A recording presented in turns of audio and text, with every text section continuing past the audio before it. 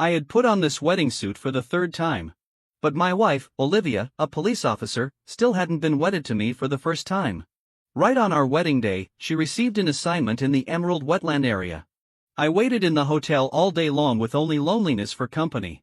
The second time, she suddenly received news that a colleague at the Emerald Wetland was injured. She hastily told the wedding car to turn back, leaving me, who had carefully prepared for the wedding, abandoned halfway. The third time after receiving an assignment, she turned and left without the slightest hesitation. But just half an hour later, I saw her appear in a social media post by Leo, her junior colleague, wearing a wedding ring identical to mine. It seemed every time my wedding with Olivia was about to happen, her colleagues at the Emerald Wetland would encounter countless problems. Afterwards, I felt too tired, completely disillusioned, and decided to leave proactively. Yet, she seemed to go crazy, turning the whole city upside down just to find me. Olivia and I had registered our marriage 2 years ago. But the wedding that should have taken place long before had never materialized. Today was supposed to be the third time she promised me we would hold the wedding ceremony. Early in the morning, I put on my neat wedding suit, but then I received a call from her breaking her promise. It turned out someone in her teen was having a birthday party today and she was held up at the party, unable to get away to handle the wedding. Amidst the lively and noisy atmosphere, I heard a young man's voice full of exuberance. "Today, I'm the star. I'm the most important person here." I poured this glass of wine myself. "Sister, you can't refuse it." Without waiting for me to speak, her voice came from the other end of the line, hastily explaining, "It's rare to have a birthday party for Leo. I'm just doing my duty as a senior colleague. Don't overthink things." The room suddenly fell silent. The hairstylist who was getting me ready also paused, her eyes full of sympathy and pity. Anyone could tell how superficial Olivia's words were. We've been in love for 7 years, married for 2, and this was the third time our wedding had been postponed because of Leo. If it were before, perhaps I would have angrily questioned her immediately. "Is your junior colleague's birthday more important than our wedding?" Clearly, I was the one who should have been prioritized by her. But at this moment, I just quietly lowered my head, looking at the wedding suit on me, and replied flatly, "Okay, remember to give him my birthday wishes." On the other end of the line, Olivia was clearly stunned, perhaps not expecting me to be so calm, but very quickly, she regained her indifferent tone. "Later tonight, I'll bring you a gift to make up for it. Don't make a fuss anymore." Before hanging up, I clearly heard her voice accepting the glass of wine from Leo. Before, Olivia had told me she hated alcohol because of the nature of her job, always needing to stay clear-headed. Even on the day we registered our marriage, I had specially chosen a bottle of low-alcohol wine to celebrate together. Yet, she coldly refused, even finding the smell of wine on me too strong, to the point where she made me sleep in the living room that night. Thinking back now, perhaps it was only because that glass of wine was from me. The warmth in the room couldn't dispel the coldness in my heart. I took a deep breath, called the hotel to cancel the wedding reception, and simultaneously apologized and compensated the stylist 3 times her fee. Suddenly, I felt a sense of relief. It makes sense. Anyway, her third proposal was so hasty that neither of our families received invitations in time. Throughout the ceremony, it was just her and me there. When I returned the wedding suit that I liked the most to the store, I knew this marriage should end here. Leaving the hotel, I immediately went to the police department to submit my application for a transfer. "Are you sure you want to transfer to the narcotics unit?" the chief asked, surprised to see my application. After all, for the past 4 years, I had consistently been rated as an outstanding officer. If I stayed, my future would undoubtedly be very promising. I forced myself to swallow the bitter taste in my heart and replied calmly, "I'll tell her tonight, but perhaps she won't care anyway. Before you and Olivia worked together very well on assignments. Everyone in the department considered you a perfect pair. The chief himself even played matchmaker for you, too. Everyone is still looking forward to drinking at your wedding." The chief sighed, his tone full of regret. Finishing all the procedures, it was already dark. When I hurried back home, the room was strangely empty and cold. A chime rang out. A new message appeared on my phone screen. It was from Leo. The photo he sent left me stunned. Olivia was lying drunk on a large hotel bed covered in suggestive kiss marks. "Sister, you're really not good at drinking. Just 2 glasses and you're out like this. I'll definitely take good care of you tonight, brother-in-law. Rest assured." The words were so provocative they were suffocating. At that moment, I understood clearly that Olivia, who had promised me she would come back tonight, would not be returning. In our 2 years of marriage, similar situations had occurred countless times. I chuckled softly, mocking myself. I opened my computer and saw that my transfer application had been approved. The appointment decision from the narcotics unit had also been sent to my inbox. I gripped the mouse tightly and seriously clicked the confirmation button. At the same time, I booked a plane ticket to the south. I would depart in 3 days. Olivia and I both worked in the police force, having previously been part of the narcotics unit. 4 years ago, during an operation to bust a transnational drug trafficking ring, she and her colleagues were violently counterattacked. Olivia was seriously injured, breaking 10 ribs, and her colleague died right in front of her eyes. From that day on, she suffered from post-traumatic stress disorder, PTSD, to the extent that she couldn't hold a gun anymore. Not long after, she was transferred to the criminal division, completely cutting ties with anti-drug work. Worried about her condition, I also requested a transfer, leaving the narcotics unit to be by her side. But this time, I would return to the front lines. My whereabouts and records would be completely confidential. Even internally, they couldn't be traced. In 3 days, Olivia and I would truly never see each other again. The next day, I woke up early and started packing. While arranging my belongings, I heard a noise outside the bedroom. Opening the door, I saw Olivia had returned. We faced each other for a few seconds. She paused slightly, looking somewhat uncomfortable, and raised a hand to touch her nose. "I drank too much last night. I was afraid of disturbing your rest, so I stayed at a hotel for the night." I looked up at her, a hint of surprise in my heart. This was the first time in 2 years of marriage that Olivia had proactively explained to me why she didn't come home, but it was clear she only told half the truth. She had indeed been at the hotel, but she hid Leo's presence. Strictly speaking, she wasn't lying, but she was very skillfully omitting important details. Olivia stepped forward, handing me a paper bag she was carrying. "I bought your favorite seafood porridge. Here, eat it." I looked at the paper bag in my hand, slightly stunned. I remembered very clearly that Olivia absolutely hated seafood. She once said it had a strong, unpleasant fishy smell. The first time I didn't know that, so I invited her to a seafood buffet. As a result, she turned cold-faced, turned around, and left, then didn't speak to me for 3 days. From that moment, I engraved this in my heart and gradually gave up my favorite dish because of it. But just half an hour ago, I had seen a photo in Leo's post. She was holding a bowl of seafood porridge, eating and clinking bowls with him, laughing and joking. Clearly, Olivia didn't hate seafood at all. She just hated eating seafood with me. I smiled faintly, politely replied, "Thank you."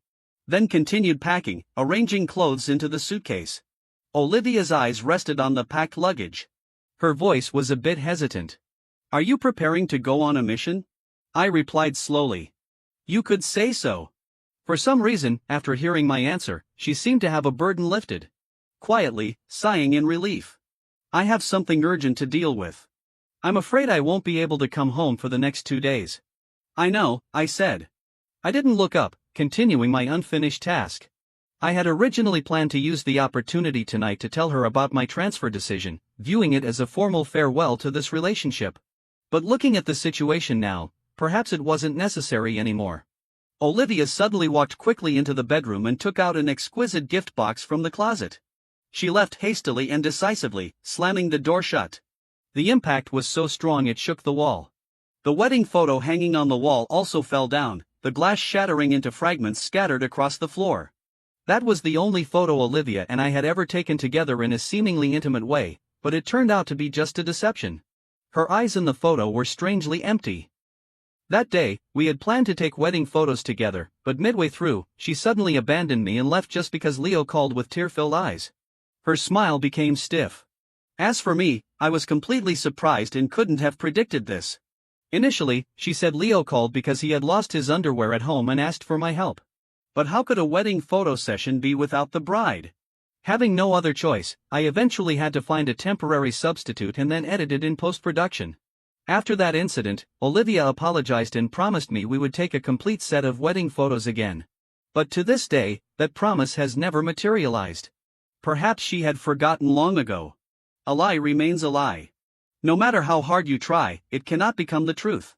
I withdrew my mocking gaze, picked up the wedding photo, a happiness contrived with full awkwardness, and threw the broken glass fragments into the trash can. Cleaning everything up, I spent 2 days packing my luggage. I was so tired, my back ached. As soon as I soaked myself in warm water for a moment, I received a call from Mom. "It's so cold, and you two still went up the mountain to light fireworks. Truly a sweet, newlywed couple, aren't you?" I was stunned. Fireworks? I hadn't gone to light fireworks with Olivia. Mom thought I was being shy, so she directly sent a screenshot. "Look, Olivia herself posted this on social media. Isn't the person holding the fireworks in the photo you?" I opened the photo.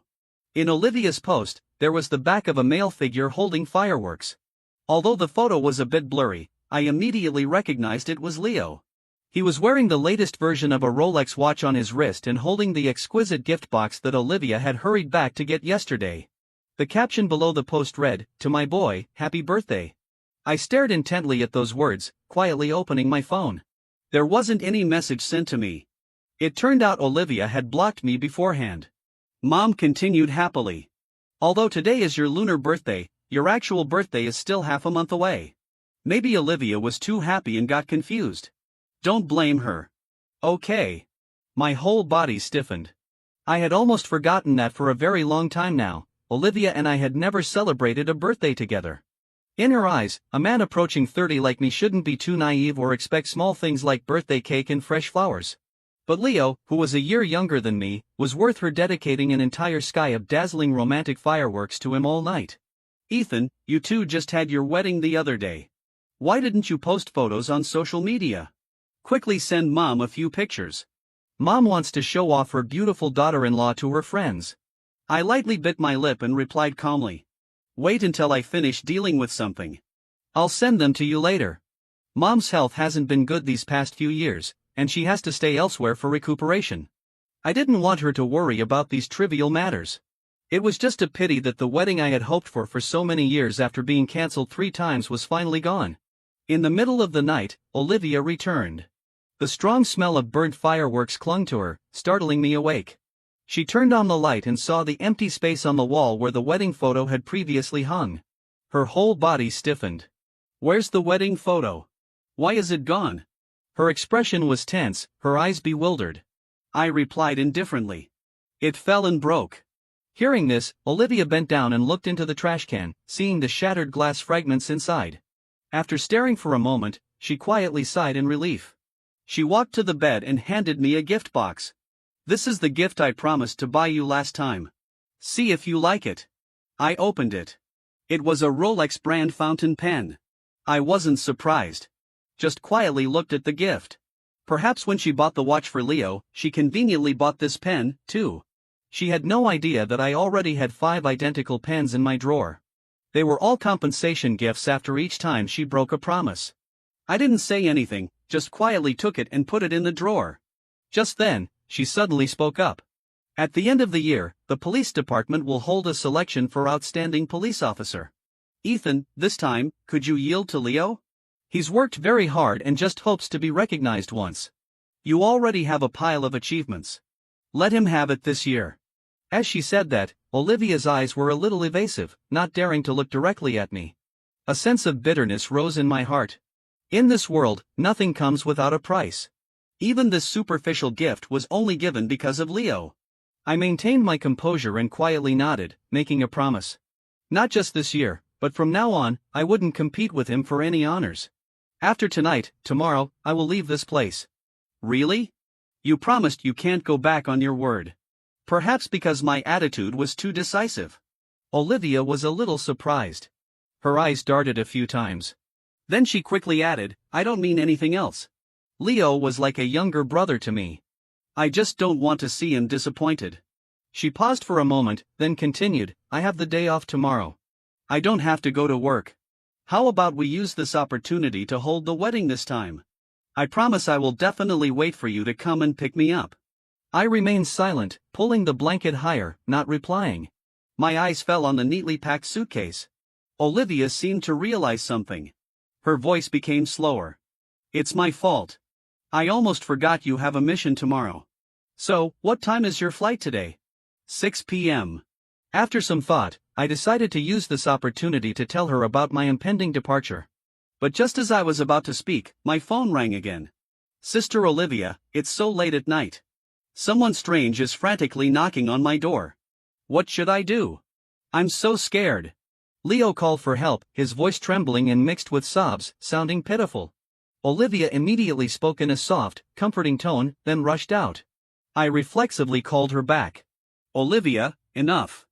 Her face instantly turned cold and she shouted angrily. Now is not the time for your unreasonable jealousy. You heard him. Leo is in danger. I have to go help him. I nodded, opened the bedside table drawer, and took out a file. I don't intend to stop you. I just have a document that needs an urgent signature. Olivia snatched the document without hesitation, flipped straight to the last page, and signed it immediately without bothering to read it. I looked at her and couldn't help but ask, aren't you going to look at what it is? You're really annoying. She snorted softly and replied indifferently. It's just mission-related paperwork.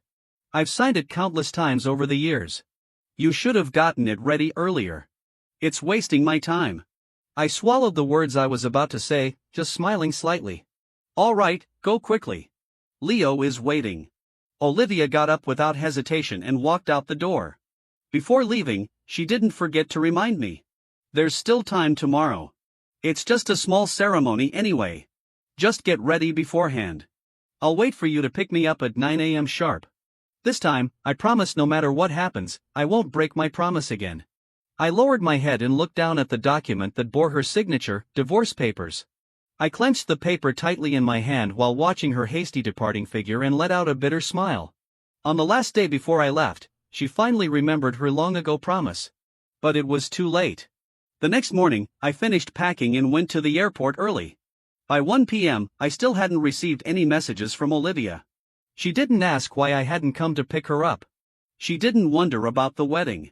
As the sun set, I was about to board the plane when I finally received a call from her. Yesterday, Leo was scared, so I stayed at his place, watching over him all night.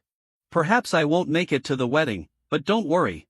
When you finish your mission and come back, we will. I will definitely prepare the most grand and elaborate wedding to make up for it. Her voice over the phone sounded much more sincere and serious than before, but my heart was now completely unmoved. That's right. Olivia ultimately still couldn't attend the wedding. I had been officially transferred to the narcotics unit. The divorce papers were lying on the dining table in the living room. From now on, we had no reason to see each other again. After saying the last sentence, I decisively hung up and intended to turn off my phone. But at that very moment, my phone vibrated violently. The airport system announced that boarding procedures for my flight had begun. I lowered my head and looked at the screen. The familiar name was flashing incessantly. Without the slightest hesitation, I ended the call, turned off the power, took out the SIM card, broke it, and threw it into the trash can. Since joining the narcotics unit, all my movements and contacts would be strictly confidential. Keeping this phone number no longer had any meaning. So, it's finished, I muttered. Leaving the airport, Olivia, if we ever meet again, then let's meet in the south. We are sorry. The number you have dialed is currently unavailable. Please try again later. Calling repeatedly but still unable to connect with Ethan. Olivia stood by the bed, her face darkening. A sense of unease welled up in her heart. In all these years, this was the first time Ethan hadn't answered her call. This had never happened before, but transferred to the narcotics unit, signed divorce papers. Damn it. She completely couldn't understand what Ethan was thinking. Leo, pretending to be weak, lay on the bed. Seeing Olivia's unpleasant expression, he coughed lightly twice and said softly, "Sister, I can take care of myself. You should go find brother Ethan. But don't blame him either. Maybe he just wanted to get your attention. Before I helped reconcile many couples in the police department, everyone uses this trick. They deliberately disappear to make the other person worry." Olivia froze, then let out a cold laugh. "You think he did it on purpose?" Leo blinked quickly, trying to persuade her. "He did it because he cares about you too much." Hearing this, Olivia suddenly burst out laughing, but her eyes were frighteningly cold. "As a police officer, doesn't he know how many resources go to waste on baseless missing person cases? Leo, you don't need to speak up for him. A person who is already 30 years old yet is still childish enough to pull such a stunt deserves a lesson. Otherwise he'll only do more things to regret in the future." She bent down and gently stroked Leo's head, her smile full of tenderness. But in her heart, she had made a decision. It was best to let him experience the consequences himself. Therefore, Olivia deliberately didn't go home for a week and didn't contact Ethan. She wanted to show him the consequences of disappearing without reason. A week later, when Olivia held the key and opened the door to their home, she was stunned. The house, which was supposed to be familiar, was now strangely empty. Cold and dusty, there was no warmth left. "Ethan," she called loudly, but no one replied. A sense of unease rose in her heart. Although Ethan was a police officer with a busy job, whenever he returned, this house was always full of life. The plants on the balcony were always carefully tended. The lights in the room always emitted warmth, but now everything was desolate. Olivia became increasingly worried until she saw the divorce papers placed on the dining table. She couldn't believe her eyes. Divorce? Ethan wanted to divorce her. Impossible. He loved her so much. For her, he had left his hometown and accepted living in this strange city. How could he possibly leave her? Impossible. This must be just a prank. If not, why did she have no memory of this? Olivia rushed straight into the bedroom, accidentally bumping into the closet, causing a drawer to pop open. She fell to the floor. Countless gift boxes spilled out, scattered everywhere. 5 identical Rolex fountain pens rolled down to her feet. She was numb. At some moment, an image suddenly appeared in her mind. Ethan receiving each of these gifts with a calm expression, silently putting them into the drawer without any hint of joy. Olivia suddenly remembered everything. Every time she carelessly rushed off to Leo, she would bring back a small gift for Ethan. It wasn't because she wanted to give him a gift, but because she felt guilty. She thought that just a gift could make him forget his disappointment. Forget the times she broke promises. Forget the time she left without a word. Had he realized this deception long ago? Had he known everything for a very long time? Olivia's face was pale, her hand trembling as she picked up the wedding photo from the trash can. The photo was mixed in with the broken glass fragments covered in dust. She suddenly felt suffocated. Unable to face the photo. The woman's face, and it was stiff, her smile forced and constrained. Olivia's breathing gradually became rapid. In that photo, Ethan wasn't actually there. This wedding photo was created by Ethan taking their ID photos from their marriage registration papers and photoshopping them together after post-production editing. She clearly remembered how many times before, because of Leo, she had repeatedly abandoned Ethan midway. After each time she made countless promises, but had never fulfilled a single one. It turned out that after 2 years of marriage, they didn't even have a single real wedding photo. Even someone as thoughtless as her now realized how vague and lost she had been in this marriage. How much more so must it have been for Ethan, who had graduated top of his class from the police academy and achieved a perfect score in psychology. Olivia was truly panicked. She frantically called Ethan's number, but only received the cold automated message saying the number had been disconnected. For the first time in her life, she felt extreme panic. She was forced to use her internal police access to search for Ethan's whereabouts, but the result was still futile. All records related to him had been erased long ago. In that moment, she felt her whole world collapse. She angrily threw the computer mouse to the ground. Her eyes red from being awake for several consecutive days. Even when her colleague died in front of her that year, she had never felt so helpless and desperate.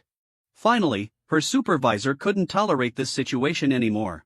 He pulled her into his office and sternly warned her. Ethan's file was transferred to the narcotics unit long ago. How high is the level of confidentiality there? Don't you know? Even if you smash this computer, you won't be able to find anything about him.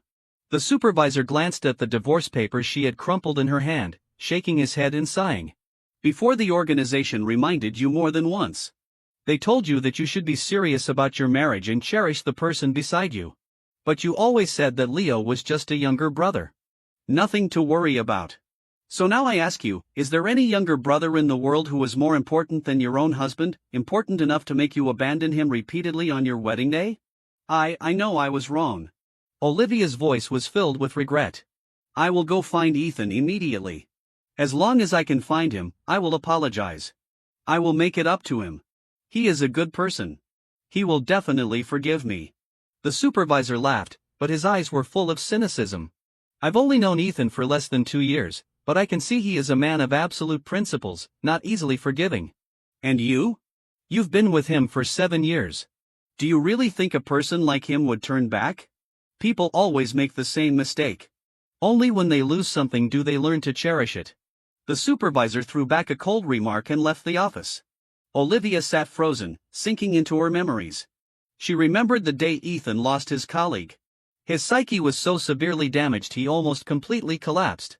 At that time, everyone avoided him. No one wanted to get involved with someone like him.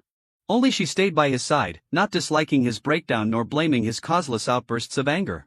It was she who held him, patiently stayed with him, little by little, pulling him back from the abyss. That period for her was the most beautiful time of her life. But when did everything change? For 4 consecutive years, Ethan consistently held the title of Outstanding Officer, the most admired person in the department. Ethan is really too formidable. If only I could partner with him, that would be great. Olivia is truly lucky to have married someone like that. The endless praise surrounding Ethan made him like a shining star in the police world. It was also at that moment that Leo appeared. In Leo's eyes, Olivia was a perfect person, someone he idolized. Every time Leo looked at her with adoring eyes, she felt she was a step higher, no longer a faint shadow beside Ethan. She gradually forgot the reason she had once been moved by Ethan. She became so immersed in the feeling of being idolized that she lost herself. She was wrong. Wrong to the point of no redemption. It doesn't matter. I must find him. I must apologize to him. Even if I have to kneel and beg, I will. Olivia muttered to herself and rushed out of the office. Just as she ran out of the corridor, she bumped into Leo. He joyfully rushed right into her arms. "Sister, I finally found you. I heard Brother Ethan left home. I'm sure he didn't mean to make you angry. Don't argue with him over this, okay?" Leo's eyes sparkled, deliberately trying to appear considerate and understanding. However, before he could even touch Olivia, a strong force pushed him to the ground. "Get away from me!" Olivia's face darkened instantly, and she shouted angrily, "Lo, the reason I was good to you before was simply out of respect for you as a fellow junior in the force. Don't you dare slander Ethan here. He is my husband. He is my person. Our matters are not for you to comment on." Leo was terrified, his whole body trembling. He instinctively tried to cry to beg for pity, but all he got in return was Olivia's cold departing figure. Olivia was filled with regret. She desperately wanted to find Ethan to make amends, but there was no trace of him left in this world. I had never thought that 3 years later I would meet Olivia again at an awards ceremony. After being transferred to the narcotics unit, I quickly became involved in major operations, investigating undercover and tracking down drug trafficking dens. After years of fierce struggle, I and my colleagues successfully busted many major strongholds, rescued many hostages, and achieved outstanding merits. This time, I was awarded a first-class medal. Only when standing on the stage receiving the commendation did I feel the emotional gaze from the seats below. Olivia was staring intently at me, but my heart had been calm for a long time. In these past years, I had only been busy chasing criminals, busy fighting alongside my colleagues. Personal feelings held no meaning before life and death, before the safety of the country. After receiving the award, I quietly left the hall, intending to go outside for some fresh air. But before I could even enjoy a quiet moment, a familiar voice rang out from behind. "Ethan!" Olivia's voice was cold and distant. I turned back, my gaze calm as I looked at her. "We are divorced. Calling me that isn't appropriate." "That's right.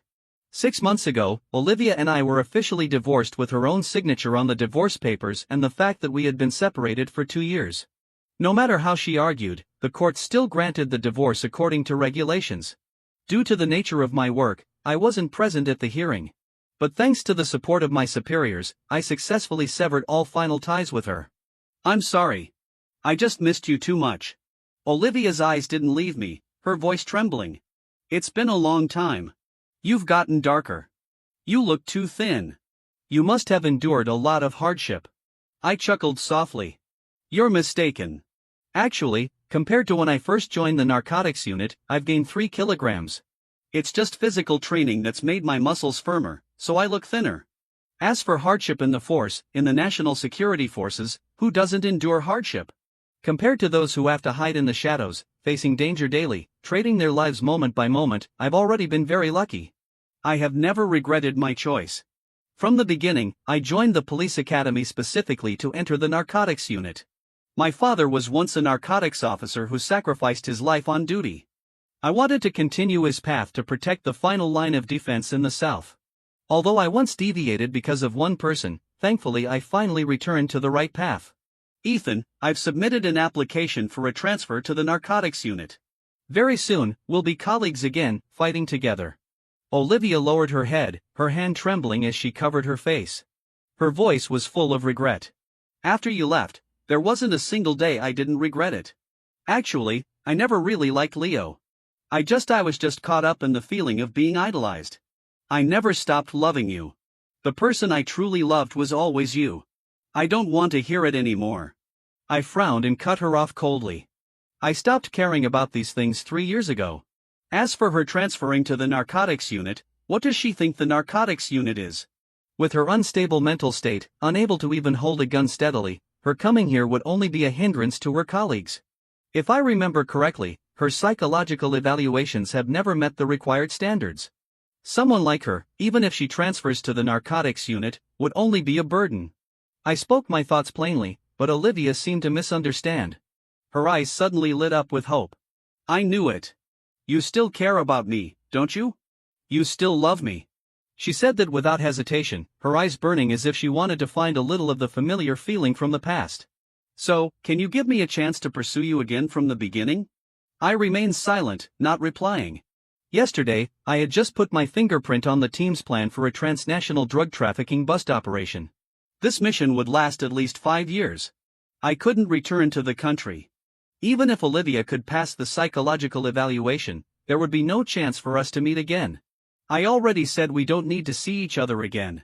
For safety reasons, I had reported Olivia's post-traumatic stress disorder, PTSD, to my superiors. After that, I quickly packed my luggage and headed abroad. We went through rain of bullets and hail of fire, putting our lives on the line, delving into the most brutal drug trafficking ranks. Finally, those ruthless criminals were arrested one by one. We returned with glory. I carried 3 bullet wounds through my shoulder in exchange for another first-class medal. But because of this, I was forced to withdraw from the front lines. And it was at this time that I heard news about Olivia. After many years apart, as I had predicted, after she submitted her application to join the narcotics unit, her psychological test did not meet the standards. As a result, she was transferred back to her old police station. From then on, she lost all will and purpose. She dissipated into drinking, living aimlessly. During one assignment, she lost focus when facing criminals. She was hit directly by their car, both legs shattered, falling into a pool of blood. Although she was lucky to survive afterwards, for the rest of her life, she was removed from the front lines. For someone as proud as Olivia, this was no different from a death sentence. She was crippled and assigned to the logistics department. Although the organization could provide for her for the rest of her life, her career path was effectively over. Humph serves her right. Mom snorted coldly while helping me apply medicine and said angrily, "She betrayed you like that before. Even heaven couldn't stand it. It's truly retribution." Ever since she knew that Olivia and I were divorced and that the person she had posted intimate photos with was not me, Mom had considered her an enemy.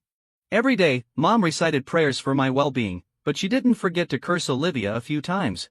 I felt like laughing and crying at the same time, just remaining silent until she finished scolding.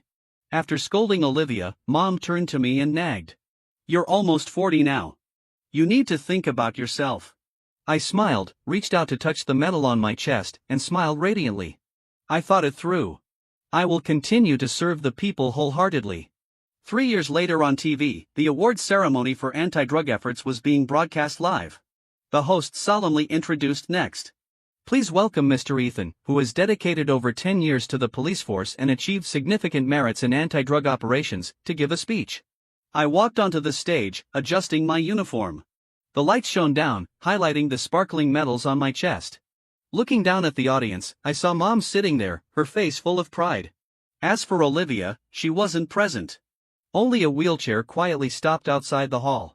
The woman sitting on it looked up at the large screen, her eyes bewildered and empty. Ethan has changed. He stands in a place that I can never reach again. After the ceremony, I walked towards the backstage. I didn't know how long Olivia had been there. She was sitting in a wheelchair, her legs thin, her face pale from living in prolonged despair and hopelessness. Seeing me come, she tried to force a smile, but it was trembling and awkward. "Congratulations." I nodded and calmly said, "Thank you." She bit her lip, her hands gripping the armrest of the wheelchair as if she wanted to say something, but couldn't. Finally, she lowered her voice. "Do you truly have no feelings left for me?" I was silent for a moment, then replied softly. "If you had asked me that question 3 years ago, perhaps I would have hesitated. But now, I have truly let go. Olivia, I don't love you anymore. She froze, looking at my resolute eyes. She seemed to understand that everything had truly ended. I turned and left. This time, I didn't look back. Outside, the brilliant sunlight shone down on the square. Mom was waving, calling out. Beside her was a gentle woman, her eyes full of trust. I smiled and walked quickly towards them. Behind, the woman in the wheelchair quietly lowered her head. Her hands clenched so tightly her knuckles were white. At this moment, she truly understood that I had left her world forever.